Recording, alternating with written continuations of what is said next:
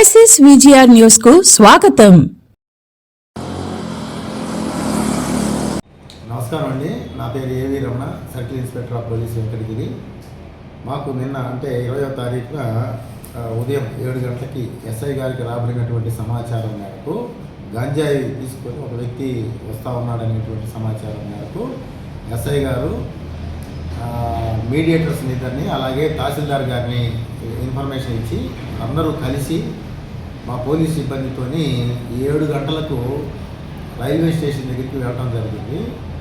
అక్కడ ఒక వ్యక్తి అనుమానాస్పద స్థితిలో ఒక బ్యాగుతో నిలబడి ఉంది. పోలీసు వారి యొక్క జీబును చూసి అతను పరిగెత్తడానికి ప్రయత్నం చేస్తున్నాడు.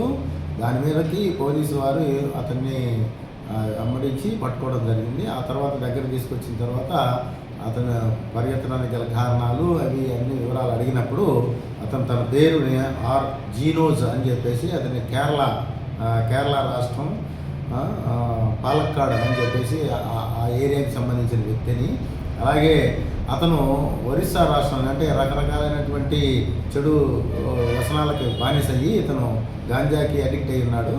ఇతను వచ్చేసి ఒరిస్సాలో అక్కడి నుంచి పోయి 1.5 కేజీన్నర సుమారున గాంజా తీసుకుని అక్కడి నుంచి మన విజయవాడ ట్రైన్ దిగేసి విజయవాడ నుంచి పద్మావతి ట్రైన్ ఎక్కేసి ఆ పద్మావతి ట్రైన్లో అతను రావడం జరిగింది. అలాగే మార్గ మధ్యంలో అతను కొంత గాంజాని సేవించడం జరిగింది. ఈ మత్తులో అతను ఎక్కడ దిగేది అర్థం కాక వెంకటగిరి రైల్వే స్టేషన్లో నిన్న ఉదయాన్నే 6:30 ప్రాంతంలో దిగడం జరిగింది.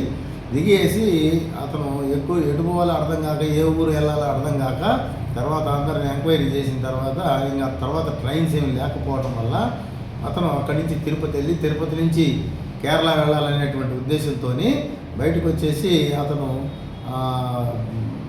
ఆటోల కోసం వాటి ఎంక్వైరీ చేస్తున్న సందర్భంలో మన పోలీసు వారు వెళ్ళేసి అతన్ని ఇమీడియట్లీగా చుట్టుముట్టి అతని యొక్క బ్యాగుని సోదా చేసినప్పుడు ఆ బ్యాగులో 1.5 కేజీన్నర గాంజా, అందాజా 1.5 కేజీన్నర గాంజా, ఇది దాదాపుగా 11,000 రూపాయలు ఖరీదు కలిగినటువంటి విలువైనటువంటి గాంజాని అతను తరలించకపోతున్నాడు.